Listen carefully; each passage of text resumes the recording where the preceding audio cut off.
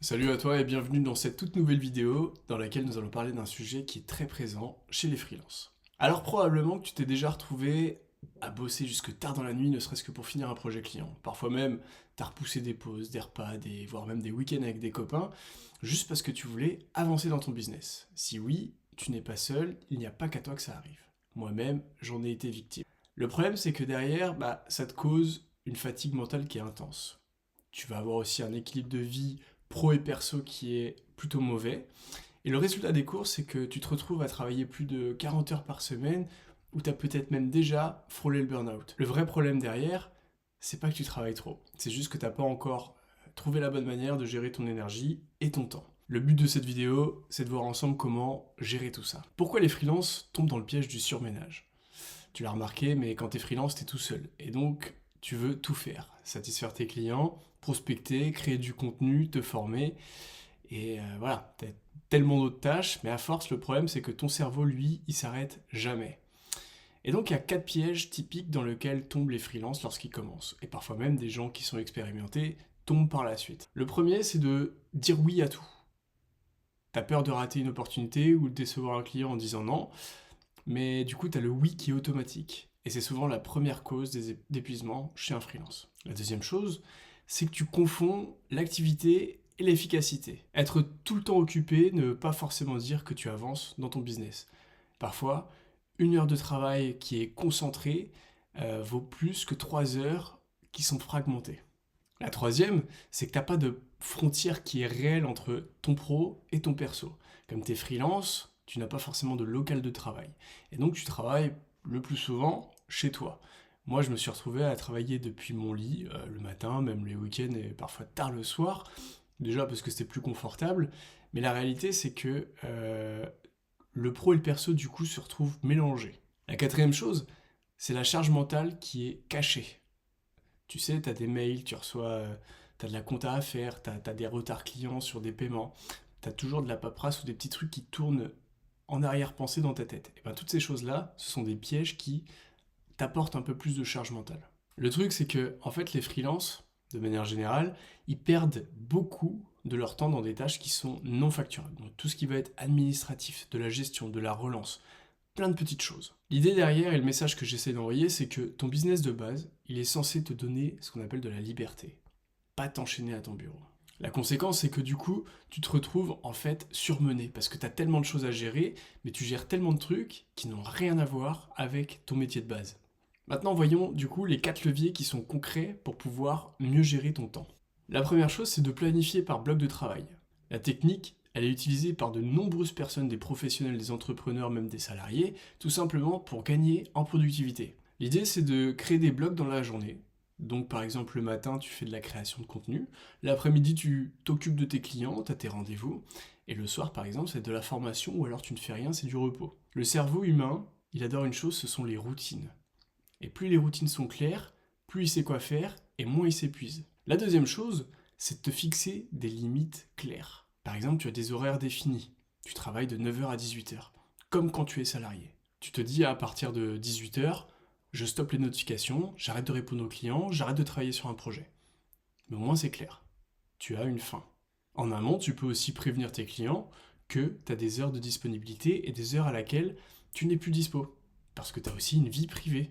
Et enfin pour toi, tu te crées aussi une routine de fin de journée. Une fois que tu as terminé ta journée de travail en tant que freelance, il faut que tu te crées une sorte de mini-routine qui indique à ton cerveau que la journée elle est terminée. Je sais pas, par exemple, tu as envie de faire une balade, tu fais une balade, ça te permet de prendre l'air. Peu importe ce que c'est, qui te permette de t'aérer et te montrer que c'est terminé. En fait, c'est simple parce que c'est toi qui crée le cadre de travail et ses limites. Le troisième levier, c'est d'utiliser la règle des 80-20 pour pouvoir prioriser. C'est très connu, c'est Pareto. Toutes les tâches ne sont pas si urgentes et importantes que ça. Il faut que tu retiennes que dans la loi de Pareto, tu as 20% des tâches et des actions qui génèrent en réalité 80% de ton chiffre d'affaires. Donc pour ça, il faut que tu identifies ton client le plus rentable, il faut que tu identifies les projets qui t'emmèneront le plus loin possible et surtout les tâches qui sont inutiles. Tu verras dans la plupart de mes vidéos et des cours que je fais, Moi, je mets beaucoup l'accent sur le minimalisme, même dans ma vie de manière générale. Parce que pour moi, ça simplifie énormément les choses, ça évite de se poser beaucoup trop de questions, et ça permet de prioriser beaucoup plus facilement. L'objectif qui est derrière, c'est de supprimer tout le bruit qui est autour pour pouvoir se concentrer sur ce qui est réellement important et qui me fait avancer. Le quatrième levier, ce serait de pouvoir automatiser et déléguer. Mais je dis bien si possible. L'objectif en gros derrière, c'est de libérer du temps et de la charge mentale pour pouvoir te concentrer uniquement sur la création de contenu et la stratégie, ce qui est normalement le cœur de ton métier. Pour ça, tu as des outils gratuits avec Internet et l'intelligence artificielle qui permet de t'aider et de te libérer du temps, mais tu as aussi les personnes en freelance. Tu vas sur des plateformes comme ComeUp, Fiverr et tout ça, tu peux trouver des personnes qui peuvent te faire du design, de la compta et plein d'autres tâches que toi tu peux déléguer. Bien entendu, ça nécessite de l'argent, mais par la suite, ça peut être une porte ouverte pour des choses. Donc c'est pour ça que je dis dans la mesure du possible. Il faut garder en tête que ça permet de gagner en productivité et de mieux gérer ton temps. Maintenant, comment prévenir et où sortir du burn-out si jamais tu es entré dedans? Parce que oui, le burn-out, c'est pas forcément une faiblesse, mais juste un signal d'alarme de ton corps, de ta tête, qui te dit que ton business aujourd'hui ne tourne pas forcément à son rythme naturel. Mais du coup, c'est ton corps qui parle. Alors pour ça, tu as des signaux d'alerte, tu as des symptômes, si je peux me permettre. Souvent, c'est la fatigue qui est persistante. T'as plus envie de quoi que ce soit. Tu procrastines beaucoup. Tu es irritable au possible. Tu te retrouves à travailler beaucoup trop, mais t'avances pas du tout, voire très peu. Donc quelques conseils que moi j'ai mis en place pour éviter de rentrer trop profondément dans le burn-out et de pas pouvoir avancer et continuer. La première chose, c'est que je me suis dit, dans ma semaine, j'ai un vrai jour off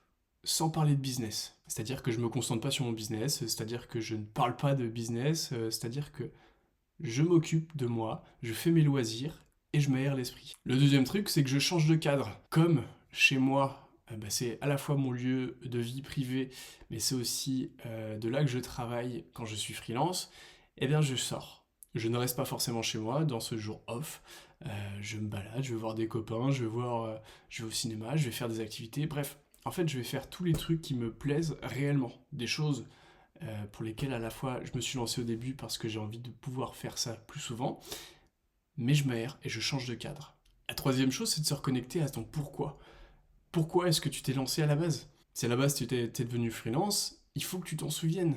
C'est pour ça que tu as commencé. Donc quand tu commences à sentir des symptômes où tu tournes en rond, tu commences à être fatigué, t'as plus envie de faire, redemande-toi pourquoi tu t'es lancé à la base. La dernière chose, c'est de faire une pause tout simplement. Tu te dis que pendant une semaine, bien sûr t'es pas payé, bien sûr t'as pas de client, mais cette pause, ça te permet à ton corps de se régénérer, ton cerveau de s'aérer et ton esprit d'avancer un peu plus. Parce que si tu le fais pas, c'est ton corps qui va t'y obliger. Et le problème, c'est que quand tu rentres dans le burn-out et que tu t'es attaqué en plein dedans et que t'es bien avancé, pour redécrocher, pour pouvoir réavancer, pour pouvoir se relancer, c'est très compliqué. Donc voilà, on arrive à la fin de cette vidéo dans laquelle on parlait de comment gérer son temps et éviter le burn-out. Dis-moi en commentaire, aujourd'hui, quel est ton plus grand défi en tant que freelance?